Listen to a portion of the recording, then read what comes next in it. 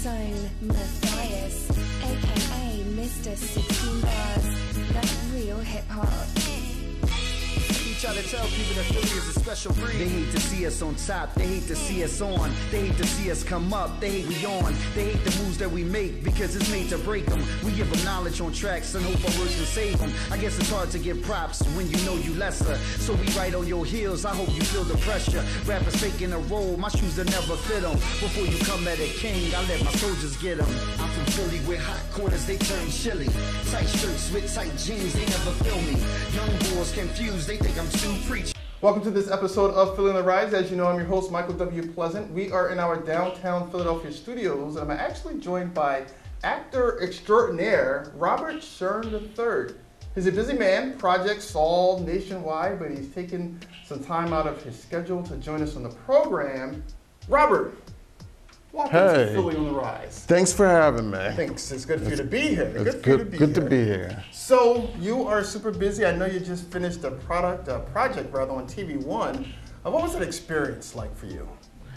Well, I had worked with them before, so it was something that I was used to. So I was a special ATF agent on the show for a true crime series for TV One called Thou Shall Not. Okay, you were an ATF agent, so that means you were arresting the bad guys. Yes, I was. Okay, all right. I play a good guy. You were a good guy in this particular episode. Yes. Okay, understood. Tell us a little bit about your acting in general, because you are nationwide. You're not just in Philadelphia. Yes. Well, I played various different parts. I recently also played Louis Armstrong for a show called Mysteries at the Museum, and that's been on for 15 years now, and it airs on the Travel Channel. So that was quite an experience. So I got to learn about Louis Armstrong and different things that he has done, and being active as a civil rights activist and things like that I didn't even know about. So what about your chops? Because obviously playing Louis Armstrong, you had to, get to play that trumpet a little bit. Yeah, so I mean, I don't play trumpet, so I had to act it out. Did you actually learn how to play trumpet? No. Everything was acted out on the set, on the scene.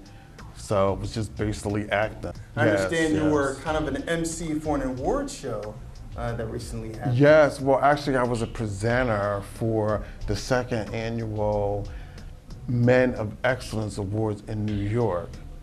So I had to present awards, and there was Ralph Carter that also attended, that presented an award too. Okay. Ralph Carter is known as Michael Evans on Good Times. Yes. So I mean, I got to meet and chat with him while I was there, and chatting with him was just like he already knew me. Okay. Yeah. Men of Excellence Award. Tell us a little bit exactly what that award is about. Well, they honored men in the community that are doing great things for themselves and for the community. So, different things that they're involved in the community, activities, whatever they're doing for the community, they're honored for it. So. Okay, all right. So yeah, you're quite the Renaissance man. Yeah, quite the Renaissance man. So your clothing line, because you are dressed very dapper today, if I can say so myself. Thanks. Very dapper. Do you still own the clothing line? Well, I had to kind of like leave some of the things alone and start concentrating more on acting and modeling, because it was taken away from what I really wanted to do.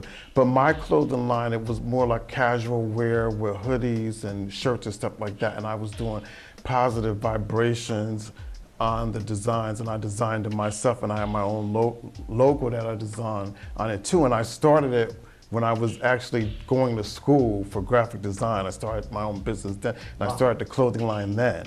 While I was in school. It was like the final project we had. So I just continued it once I graduated.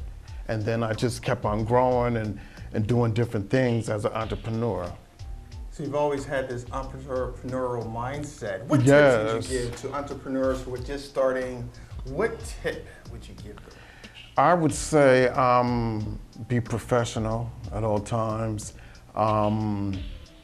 Be strong, you gotta stay strong. Try to stay focused, and have good credit. You gotta have good credit, because if you want to continue to grow, you gotta get some money, and you gotta be able to go to bankers. Yeah.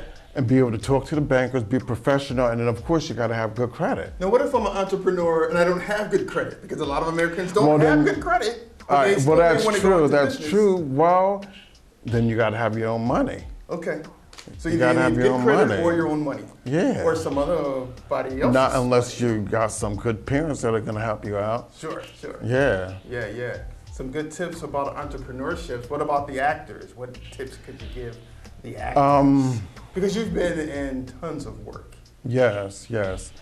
I would say for actors, if you want to be an actor, stay strong in your craft, practice it, learn it, take classes, invest in yourself, be limitless, and stick with your craft. Stick with it because it takes time. You're going to hear a lot of no's.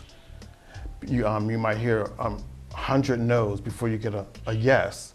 So you have to be strong in it, and you can't take anything personal that somebody says, or a director or a casting director say to you. You can't take it personal.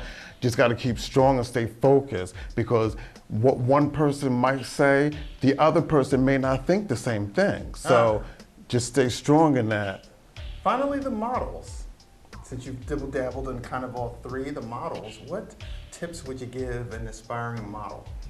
I could say the same thing for models, because there was a lot of times where, of course, the casting directors didn't think that I had the look. So, I mean, it's the same thing. You go in there, they might say, well, you don't have the look, you don't have the height. A lot of times for me, it was the height. And I would have, there was a friend of mine that would go with me to castings, and he would always say, well, you look better than a lot of other models, so why didn't you get it? And I would say, well, there's one thing that they have that I don't got, and that's the height. Okay. And if they want somebody 6 foot, I mean, I'm not 6 foot, and there's nothing I can do about that. I mean, you could lose weight, you could gain weight for acting, because actors might gain weight, they'll lose weight, but there's nothing I could do about height. Like, you can't get taller and you can't get shorter, you can't do that. Correct. So, I mean, if they're saying you got to be 6 foot and I'm a little less, there's nothing I can do about that. Understood. So just keep on going. Just believe it. Like, this is what I want to do as a model. And I want to model. Just keep on going. And there's somebody going to be out there that say, well, okay, I like that look. Even though you might not have the height, but you got the look that I'm looking for. And I just kept on going. And eventually, like, somebody came along and was like, yeah, I like your look, or you have a unique look. Sure. Some great tips coming from my man, Robert. Thanks a lot for joining us on Thanks for having me. We will see you next time. That real hip hop. Y'all know how we do.